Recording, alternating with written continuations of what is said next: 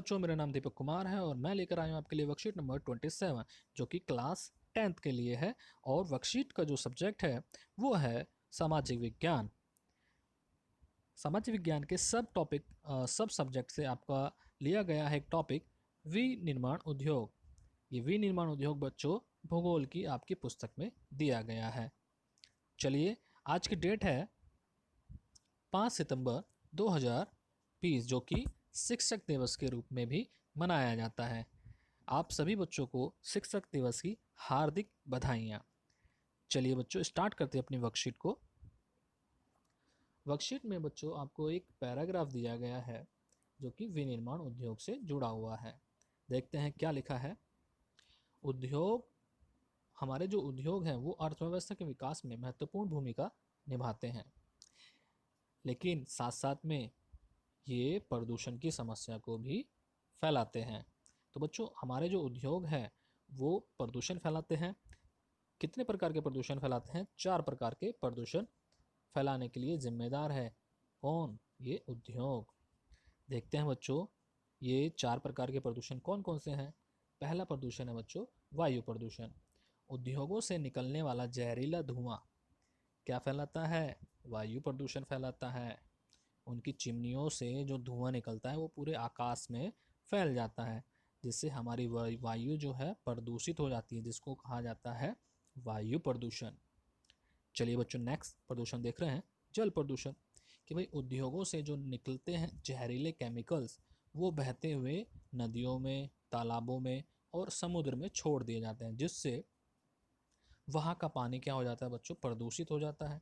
और उस पानी में रहने वाले छोटे छोटे जीव जंतु उस गंदे जल को या केमिकल को पी करके मर जाते हैं। आगे देखते हैं बच्चों क्या लिखा है। भूमि प्रदूषण। कि भाई जो उद्योग लगाए जाते हैं वो भूमि प्रदूषण के लिए भी जिम्मेदार होते हैं। कैसे? कि भाई उद्योगों का जो कूड़ा करकट है वो कहीं भी जा कर के फेंक देते हैं, जिससे उस ज़मीन पर पड़े हुए कूड़े को वहाँ के आसपास के जीव जंतु आकर के खाते हैं और मर जाते हैं। जैसा कि आपने देखा होगा, बहुत सी गायें जो छोड़ी जाती हैं सड़कों पर, तो वो कूड़े का जो सड़कों पे जो कूड़ा पड़ा होता है उनको खा करके अपनी भूख मिटाती हैं, लेकिन वो कूड़ा उनके पेट में आकर के जम जाता है, जिससे वो जानवर मर जाते हैं। चलिए बच्चों, आगे देखते हैं कौन सा प्रदूषण उद्योग द्वारा फैलाया जा सकता है। चौथा प्रदूषण है ध्वनि प्रदूषण। बेटा, आपने देखा होगा सभी बच्चों ने कि भाई जहाँ पर भी फैक्ट्री होगी वहाँ से मशीनों की आवाज़, जनरेटर की आवाज़ इतनी तेज़ निकलती है जिससे आसपास के लोगों को बड़ी परेशानी होती है। तो उद्योगों से जो तेज शोर आता है उस शोर से क्या फैलता है? ध्वनि प्रदूषण फैलता है। आगे देखते हैं बच्चों क्या लिखा है। बहुत सी स्वास्थ्य संबंधी और पर्यावरणीय समस्याएं इन्हीं प्रदूषण की देन है। आगे देखते हैं बच्चों, पर्यावरणीय निम्नीकरण यानी उसकी गुणवत्ता में गिरावट को रोकने के लिए हमें प्रयास करने होंगे। कि भाई जो पर्यावरण में जो प्रदूषण फैल रहा है उसको रोकने के लिए हमें क्या करना होगा? प्रयास करने होंगे।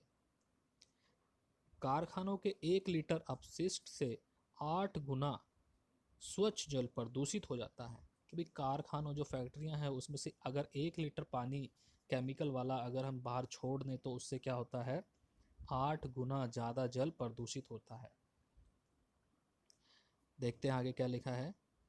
इसे रोकने के लिए हमें जहां जल का कम से कम उपयोग करना होगा वहीं पुनः चक्रण द्वारा पुनः उपयोग भी करना होगा। ये बताया गया है उद्योगों के बारे में कि भाई उद्योग जो केमिकल वाला जल बाहर फेंक देते हैं स्वच्छ जल में या नदियों में या तालाबों में, तो वहाँ का जल वो प्रदूषित कर देते हैं। लेकिन हमें क्या करना होगा? उद्योगों को क्या करना होगा कि भाई वो जो जल का यूज़ करे उसको बार बार आपको प्रयोग में लाना होगा। आगे देखते हैं क्या लिखा है। वर्षा जल को बचाना, नदियों तालाबों में अपशिष्ट जल को जाने से रोकना होगा। जो फैक्ट्रियों से, उद्योगों से जो जल निकलता है उसको हमें नदियों और तालाबों में जाने से रोकना होगा और वर्षा जल को भी हमें बचा करके रखना होगा। आगे देखते हैं बच्चों क्या लिखा है। कारखानों में कोयले, आदि की जगह ऊर्जा के नवीन साधनों का उपयोग करना होगा। भाई जिन कारखानों में कोयले का यूज हो रहा है वहाँ पे हमें ऊर्जा के जो नए नए साधन आ रहे हैं उनका प्रयोग करना होगा, जिससे वायु प्रदूषण कम फैले। आगे देखते हैं, ऐसे मशीन उपयोग में लाए जाएं जो अधिक ऊर्जा सक्षम और कम ध्वनि प्रदूषण वाली हो।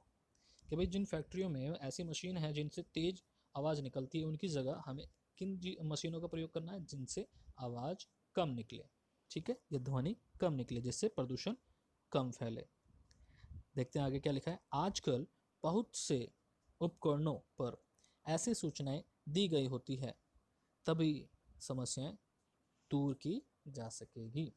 कि भाई जो आजकल हम जो कोई भी मशीन या सामान खरीदते हैं उनके ऊपर भी सारी सूचनाएं दी होती है कि भाई ये इको फ्रेंडली है, या ये एनवायरनमेंट को हमारे हानि नहीं पहुंचा सकती है, ये इतनी इसकी साउंड कैपेसिटी है या इतनी वॉल्यूम है कि भाई हम इसको प्रदूषण फैलाने से रोक सकते हैं। तो ये बताया गया है कि भाई उद्योगों में जो मशीनें हो या उपकरणों का हम यूज़ कर रहे हैं तो वो ऐसे उपकरण हो जिससे प्रदूषण कम से कम फैल सके। तो चलिए बच्चों, अब हम देखते हैं अपनी वर्कशीट के क्वेश्चन आंसर।